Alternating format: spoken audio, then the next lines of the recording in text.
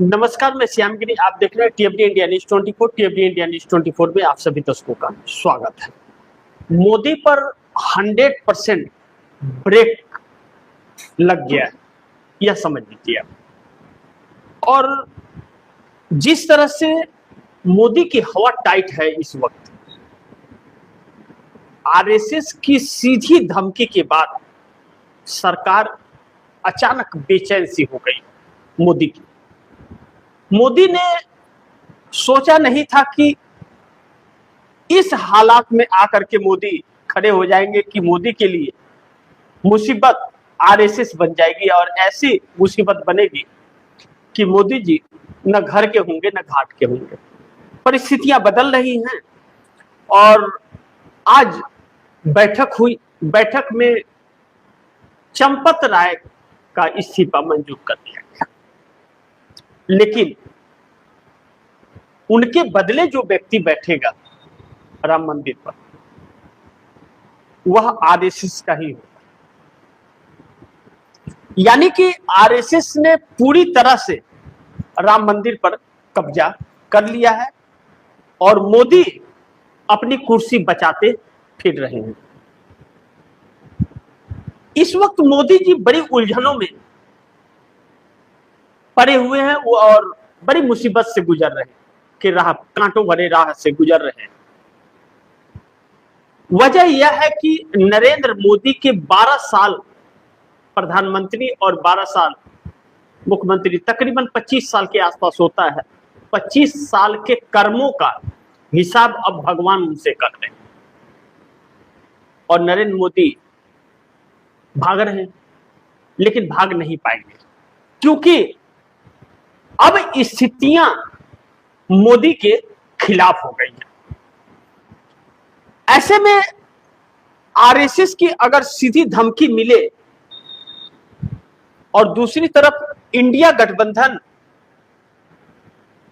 को तोड़ने के चक्कर में मोदी यह भूल गए कि उनके पास 262 सांसद बचे भी हैं या नहीं, कि जिन मैं 2/3 बहुमत के जुगाड़ में तो हूं कि 362 हो जाए, लेकिन पीछे घूम के नहीं देखे कि मेरे साथ जो थे वह भी साथ हैं या नहीं 272 के। तो इंडिया गठबंधन ने मोदी पर 100% ब्रेक लगा दिया कि 240 जो सांसद थे इंडिया गठबंधन के बाद पास 26 तोड़ लिए, तो उसके बाद जो तोड़ने की संख्या इनकी थी वह नाकाम हो गई, ब्रेक लग गया। अब इसके बाद और नहीं तोड़ पाएंगे और नहीं टूटने का मतलब है कि मोदी का बिल पास नहीं होगा। अब 20 जुलाई को पार्लियामेंट सेशन शुरू हो रहा है, संकट पड़ गया है। इसलिए भी मैंने यह कहा कि मोदी पर 100% ब्रेक लगा है। इसके रीजन और भी है। राम मंदिर को लेकर और उत्तर प्रदेश चुनाव को लेकर और देश में मोदी के प्रति एक सी सर्वे हुआ है। उस सर्वे में 86% लोग 86% लोग भारतीय जनता पार्टी से खफा और बदलना चाहते हैं। 86% लोग भाजपा को बदलना चाहते हैं। सी वोटर के सर्वे में यह आया। अब ऐसे में 4 व्यक्ति में 3 व्यक्ति नाराज हैं और उत्तर प्रदेश के अंदर परिस्थितियां हाथ से निकल गई हैं।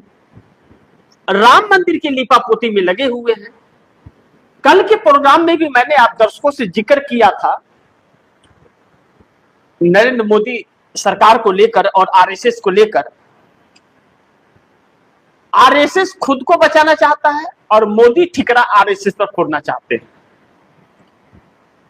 इस बीच न आरएसएस जीत पा रहा है न मोदी जीत पा रहे हैं और दोनों का भंडाफोड़ हो जा रहा है। दोनों का भंडाफोड़ हो रहा है। पहला कि आरएसएस पूरी तरह से सरकार पर कब्जा किया है और मंदिरों पर कब्जा किया है, लूट रहा है देश को। और दूसरा, नरेंद्र मोदी इस देश को धोखा दे रहे हैं और गुमराह कर रहे हैं और ऐसे लोगों को बैठा रहे हैं कि जो चोर और डकैत हैं। तो इनसे इनका जो पाखंड था, वह पाखंड का भ्रम आम जनता से टूट गया। अब ऐसे में मोदी के पास एक ही रास्ता कि 362 होकर के delimitation, one nation one election हो, लेकिन उस पर भी ब्रेक लग गया कि इंडिया गठबंधन के 240 में 26 टूट गए और 214 जो हैं अब वह नहीं टूटने वाले हैं। तो उम्मीद पर पानी फिर गया। ऐसे में अगर जनता इस देश की इनसे दूर हो रही है और 240 जो भारतीय जनता पार्टी के पास है वह भी मोदी से दूर हो रहे हैं, मोदी के साथ नहीं है, तब तो 362 तो हुए नहीं और 272 का चक्कर पड़ गया मोदी को। सुबह के कार्यक्रम में मैंने आप दर्शकों को बताया था कि 104 सांसद मोदी के साथ हैं, 240 में 104, और बाकी का सौदेबाजी हो रहा है। अब ऐसे में अगर आरएसएस यह कह रहा है कि आप आरएसएस के किसी भी व्यक्ति को जेल में नहीं डाल सकते हो और राम मंदिर पर कोई ऐसा शिकंजा न कसो आप जिससे आरएसएस को दिक्कत हो, यानी कि सीईओ आप नहीं बिठा सकते और आरटीआई के दायरे में नहीं ला सकते, अगर लाओगे तो आपकी कुर्सी चली जाएगी। तब तो फिर बात सही है कि मोदी जी 362 सांसद ला करके डिलिमिटेशन लाना चाहते हैं इकट्ठा करके, और 272 का जुगाड़ है ही नहीं उनके साथ में। तो ऐसे में तो मोदी के पीएम की कुर्सी चली जाएगी, ऐसा ही रहा तो फिर तो कोई सवाल ही नहीं उठता कि मोदी की पीएम की कुर्सी बचे। यानी कि राहुल गांधी की बात सत्य है कि मोदी की सरकार गिर जाएगी।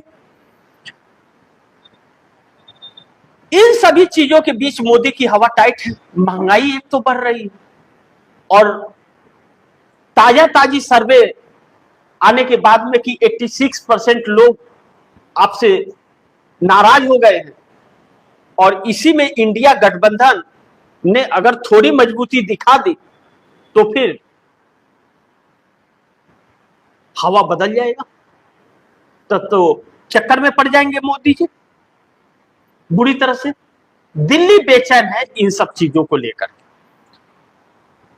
दूसरा, आरएसएस के इस फैसले से और इस दबाव से, मोदी के ऊपर जो दबाव बना है, जनता जानना चाहती है कि उसका असली गुनाहगार कौन है, उसे जेल में डाले। और मोदी जानते हैं कि आरएसएस और भाजपा दोनों ने इस्तेमाल किया है। इसका भारी भरकम पैसा कुछ राजनीतिक दलों का कहना है कि सांसद विधायक तोड़ने के लिए और सरकार गिराने और बनाने के लिए इस्तेमाल किया गया है। हो सकता है, इन चोरों का कोई ठिकाना नहीं, जो मंदिर चोरी कर रहा है उसके ऊपर भरोसा नहीं कर सकते। हो सकता है आखिर इतने पैसे इनके पास कहां से आ रहे हैं, और उद्योगपति दे रहे हैं तो उद्योगपति को उसके बदले बेवत में कुछ चाहिए, यह भी बात सत्य है। तो बुरी तरह से उलझ गए हैं। अब इस बीच में राहुल गांधी को आम जनता का फुल सपोर्ट मिल रहा है और राहुल गांधी लगातार सड़क पर अलग अलग वर्गों के साथ दिख रहे हैं, कभी छात्र के साथ, कभी मजदूर के साथ, कभी महंगाई को लेकर, कभी गरीब के साथ, कभी किसान के साथ। यह बेचैनी नरेंद्र मोदी को खाई जा रही है।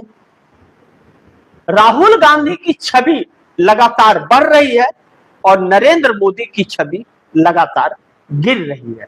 और अब तो भारतीय जनता पार्टी के खिलाफ अगर 86% जनता आ चुकी है तो इसमें इनके समर्थक भी होंगे और इसमें इनको ना चाहने वाले भी होंगे, यानी कि चाहने वाले और ना चाहने वाले दोनों इसमें शामिल होंगे।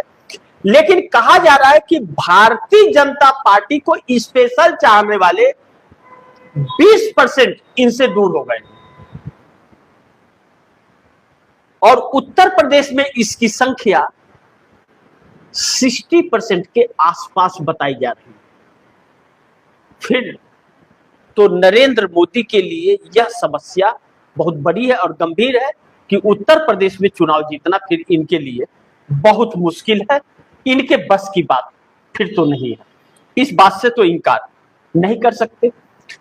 अब महत्वपूर्ण यह है कि इन सभी समस्याओं से मोदी कैसे निकलेंगे और सरकार कैसे बचाएंगे। उत्तर प्रदेश हारे तो दिल्ली चली जाएगी, यह तय है। और उत्तराखंड में जो उत्तर प्रदेश चुनाव के साथ ही होना है, भारतीय जनता पार्टी की हालत बहुत गंभीर है, क्योंकि जो राम मंदिर में हुआ वही केदारनाथ और बद्रीनाथ में भी हुआ। ऐसे में इनके हिंदुत्व का पोल खुल गया है।